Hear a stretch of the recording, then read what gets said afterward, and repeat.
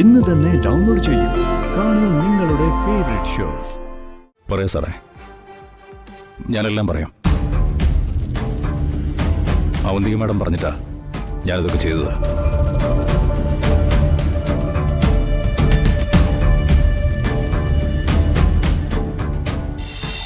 ഞാൻ എന്തിനാ ഇതൊക്കെ ചോദിക്കുന്നെന്ന് നിനക്ക് പിന്നീട് മനസ്സിലാവും. കുറച്ചു നാളത്തെ നിന്റെ അവന്തികയുടെയും എല്ലാ നീക്കങ്ങളും പോലീസിന്റെ കൺമുമ്പിൽ തന്നെയായിരുന്നു. അതുകൊണ്ട് സത്യം മാത്രം പറഞ്ഞാൽ മതി.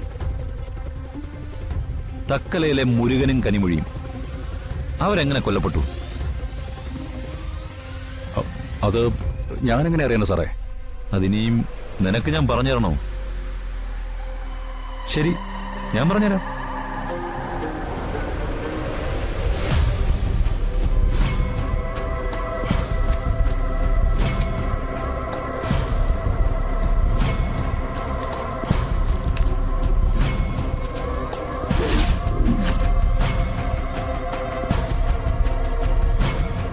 കഴിഞ്ഞ ഒരു മാസത്തെ നിന്റെ അവന്തികയുടെയും കോൾ ലിസ്റ്റ് ആയത്. മുരുകനും കനിമൊഴിയും കൊല്ലപ്പെടുന്ന ഏതാണ്ട് അതേ സമയം നീ തക്കലയിലുണ്ടായിരുന്നെന്ന് ദാ ഈ ടവർ ലൊക്കേഷൻ തെളിയിക്കുന്നുണ്ട്.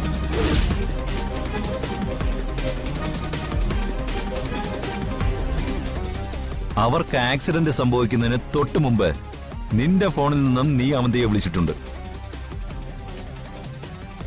അവന്തികയുമായി സംസാരിച്ചതിന് ശേഷം നീ നേരെ വിളിച്ചത് മുരുകനെയാണ്. അവരെവിടെയുണ്ടെന്ന് കൃത്യമായിട്ട് മനസ്സിലാക്കുകയായിരുന്നു നിന്റെ ആ കോളിന്റെ ലക്ഷ്യം. പിന്നെ ഇത് മാത്രമല്ല പോലീസിന്റെ കയ്യിലുള്ള തെളിവുകൾ. എനിക്കറിയില്ല സാറേ, എല്ലാം കൂടി എന്റെ തലയിൽ കെട്ടിവെക്കാൻ സാറ് ശ്രമിക്കണ്ട. ശരി, കെട്ടിവെക്കുന്നില്ല. പക്ഷേ നീ തന്നെ നിന്റെ തലയിലെടുത്തു വെച്ച വേറെ ചില തെളിവുകളുണ്ട്.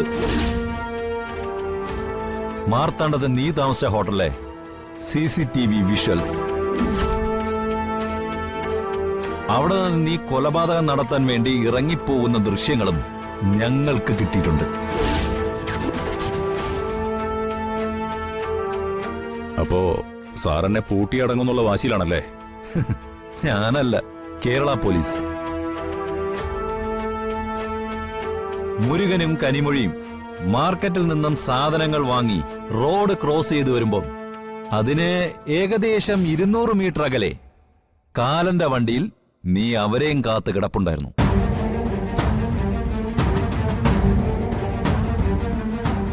പക്ഷേ ദൈവം തമ്പുരാൻ നിന്റെ വണ്ടിക്ക് മുകളിൽ ഒരു ക്യാമറ തുറന്നു വെച്ചത് നീ കണ്ടില്ല. അതിലുണ്ടെല്ലാം. അതിനി ഞാൻ നിനക്ക് കാണിച്ചു തരണോ? സത്യം പറ മൂർത്തി, അവന്തിക പറഞ്ഞിട്ടല്ലേ നീ ഇതെല്ലാം ചെയ്തത്?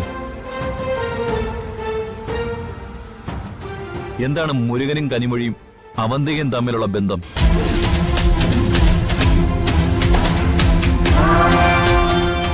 ശരി, അതും ഞാൻ തന്നെ പറഞ്ഞുതരാം. അവന്തികയുടെ ദത്ത് പുത്രി, ആ കുട്ടിയെക്കുറിച്ചുള്ള രഹസ്യങ്ങൾ ആരും അറിയാതിരിക്കാനല്ലേ നിന്നെ കൊണ്ട് അവന്തിക ഇതെല്ലാം ചെയ്യിപ്പിച്ചത്.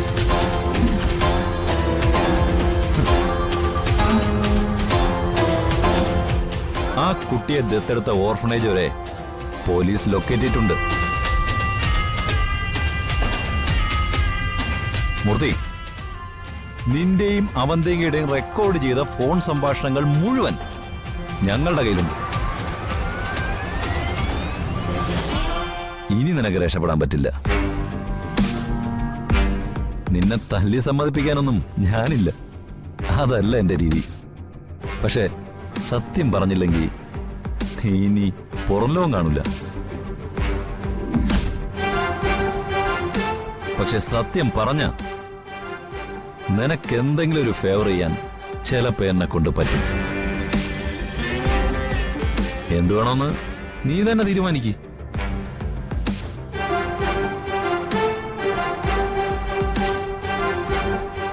പറയാം സാറേ, ഞാനെല്ലാം പറയാം. അവന്തിക മാഡം പറഞ്ഞിട്ടാ ഞാനിതൊക്കെ ചെയ്തത്.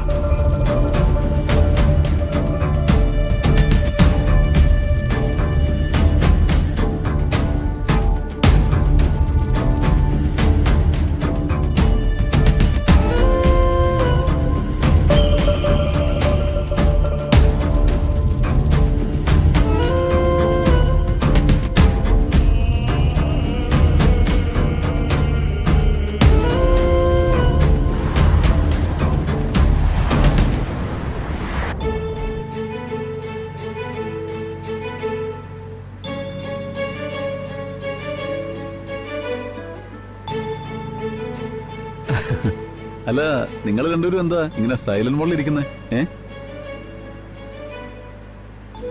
രണ്ടുപേരും ഹാപ്പി ആയിട്ടിരിക്കേ? അവർ രണ്ടുപേരും ഹാപ്പി തന്നെയാ.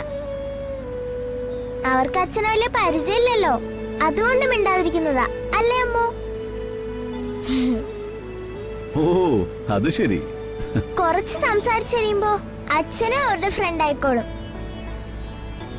നിങ്ങളെ കുറിച്ച് ഗൗരിമോള് പറഞ്ഞു കേട്ടിട്ടുള്ളത് നിങ്ങൾ സ്കൂളിലെ ഭയങ്കര കില്ലാടികളാണെന്നാണല്ലോ. ഇടയ്ക്ക് തല്ലൊക്കെ ഉണ്ടാക്കും അല്ലേ? ഏയ് ഇല്ലെങ്കിലേ, ഞങ്ങൾ അങ്ങനെ ആരോടും വഴക്കിട്ട് പോവാറില്ല. ബ്ലാക്ക് പാൻഡേഴ്സാ എപ്പോഴും വഴക്കുണ്ടാക്കുന്നത്. 3 ഏഞ്ചൽസിന്റെ എനിമിയാണ് ബ്ലാക്ക് പാൻഡേഴ്സ്. ഓ, ഞാനും ഇപ്പൊ ഏഞ്ചൽസിന്റെ ടീമിലാ. ആ, നിങ്ങൾ 3 ഏഞ്ചൽസിന്റെ കാര്യമൊക്കെ അങ്കിൾ അറിയുന്നുണ്ട് കേട്ടോ. ആവശ്യമില്ലാതെ വഴക്കൊന്നും ഉണ്ടാക്കാൻ പോവല്ലേ? ആവശ്യമില്ലാത്തപ്പോ ഞങ്ങൾ ഒരു വഴക്കം ഉണ്ടാക്കാറില്ലെങ്കിൽ അത്യാവശ്യമുള്ളപ്പോ മാത്രമേ വഴക്കുണ്ടാക്കൂ. കൊള്ളാം, മിടുക്കികളാ. അപ്പൊ ഈ സൈലൻസ് ഒക്കെ വെറും അഭിനയമായിരുന്നല്ലേ? ആഹാ, ഗൗരിമോളെ, ഫ്രണ്ടിനെ വിളിച്ചിട്ട് നമ്മൾ എത്താറായെന്ന് പറ. ഞാൻ ഇപ്പൊ വിളിക്കാം.